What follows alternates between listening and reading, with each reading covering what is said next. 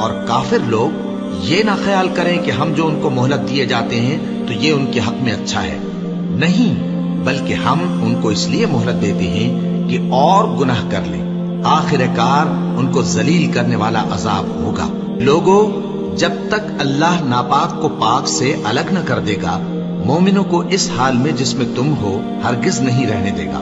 اور اللہ تم کو غیب کی باتوں سے بھی مطلع نہیں کرے گا، البتہ اللہ اپنے پیغمبروں میں سے جسے چاہتا ہے منتخب کر لیتا ہے۔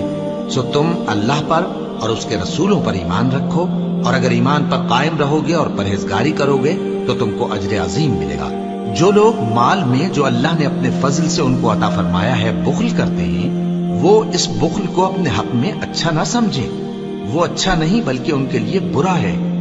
وہ جس مال میں بخل کرتے ہیں قیامت کے دن اس کا طوق بنا کر ان کی گردنوں میں ڈالا جائے گا، اور آسمانوں اور زمین کا وارث اللہ ہی ہے، اور جو عمل تم کرتے ہو اللہ کو معلوم ہے۔